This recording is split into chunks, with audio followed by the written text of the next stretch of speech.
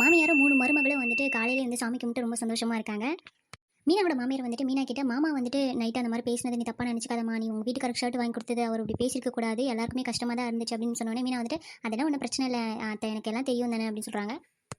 எல்லாருமே ஒன்று கூடி வந்துட்டு செந்திலுக்காக வெயிட் பண்ணிட்டு இருக்காங்க. ஆல் தி பெஸ்ட், எக்ஸாம் போறாருல்ல அதுக்காக ஆல் தி பெஸ்ட் சொல்றதுக்காக எல்லாரும் வந்து வெயிட் பண்ணிட்டு இருக்காங்க. உடனே நம்ம பாண்டியன் வந்துட்டு என்ன இவன் என்ன பண்றான் இவ்வளோ நேரம், கடை திறக்கிறதுக்கு நேரம் ஆகுதுல அப்படின்னு சொன்ன உடனே வந்து அவங்க மச்சான் வந்து ஒரு கவுண்டர் போடுறாரு. அப்பா உன் அலப்பறை தாங்க முடியலப்பா, கடை நம்ம எப்போ வேணாலும் திறந்துக்கலாம், அவன் எக்ஸாம் எழுத போறாருல்ல அதுக்கு விஷ் பண்ணல அப்படின்னு வந்து சொல்றாரு. நீ மூடுறா அப்படின்னு வந்துட்டு அவர் ஆஃப் பண்ணிடுறாரு. பாண்டியன் வந்து அவரையும் ஆஃப் பண்ணிடுறாரு.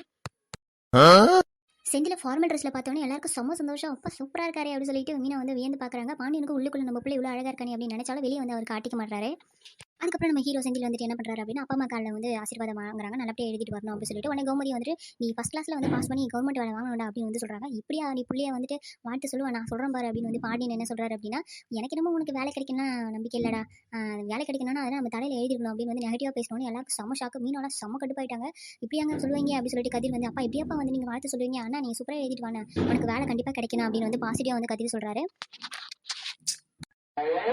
அதுக்கப்புறமா கடைக்கு போகிற வழியில் பாண்டியனும் அவங்க மச்சானும் வந்து பேசிட்டு போகிறாங்க. கவர்மெண்ட் எக்ஸாம்னா என்னடா எப்படி இருக்கும் அப்படின்னு வந்துட்டு ஜாலியாக பேசிட்டு இருக்கும்போது மீனாவோட அப்பா வந்து பார்த்துட்டு அவர்கிட்ட பேசணும்டா என்னடா அப்படின்னு சொல்லிட்டு அவர்கிட்ட கூப்பிட்டு போகிறாங்க. இவங்கள பார்த்ததுக்கப்புறம் மீனாவோட அப்பா வந்துட்டு ஏஞ்சி போயிடுறாங்க.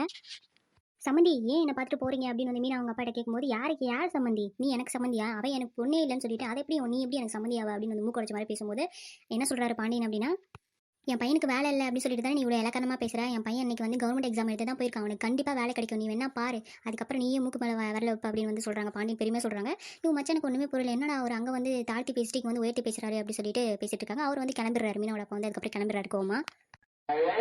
உடனே பாண்டி கிட்ட வந்துட்டு, ஏன் மச்சான் நீங்க செந்தில வந்து செந்தில் முன்னாடியே பாராட்டாம இப்போ இவர் முன்னாடி வந்து பாராட்டி பேசிட்டு இருக்கீங்க, என்ன நினைச்சிட்டு இருக்கீங்க, எனக்கு ஒன்றுமே புரியலையே அப்படின்னு கேட்கும்போது, டேய் அவன்கிட்ட அப்படி பேசினாதாண்டா அவன் ஒழுங்கா படிச்சு பாஸ் பண்ணுவான், நான் வந்து பாராட்டி பேசினா அவன் வந்துட்டு படிக்கவே மாட்டான், நான் இந்த மாதிரி சொன்னாதாண்டா அவனுக்கு ஒரு வெறி வரும் பாஸ் ஆகணும்னு, அதுக்காக தாண்டா அப்படி சொன்னேன் அப்படின்னு சொன்னோடனே ஒரு செம்ம ஷாக்கு.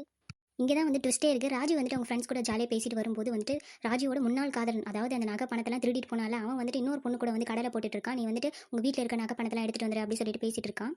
அப்போ ராஜி தான் வந்து அவனை ஃபஸ்ட்டு பார்க்குறாங்க, இவனா அப்படி சொல்லிட்டு முறைச்சி பார்க்குறாங்க. அதுக்கப்புறம் ஃபோன் பேசிட்டே லைட்டாக திரும்புறா, ராஜி நிற்கிறா, இவனுக்கு என்ன பண்ணுறதுன்னு தெரியல, உடவு முடியல ஒளிய முடியாதுன்ற மாதிரி அப்படியே முறைச்சிட்டு நிற்கிறாங்க. அதோட வந்து இன்னைக்கு எபிசோடு வந்து முடிஞ்சிடுச்சு. ஸோ நாளைக்கு என்ன நடக்க போகுது அப்படின்னா, செம்மையாக அடிக்க போகுது இந்த பொண்ணு, நீ எப்படி என் காசு திருடிட்டு போகலாம் அப்படின்னு சொல்லிட்டு என்னை ஏமாத்திட்டான்னு அடிக்க போது எல்லாரும் கும்ப கொடுக்குறாங்க. அப்போ வந்து கதிர் வந்துட்டு ஹீரோ மாதிரி வந்துட்டு இவனை செம்ம அடி பொழந்து போட்டு நகை பணத்தில் எடுத்துகிட்டு வந்து அவங்க அம்மா வீட்டில் கொடுத்துருவாங்க அப்படின்னு நினைக்கிறேன்.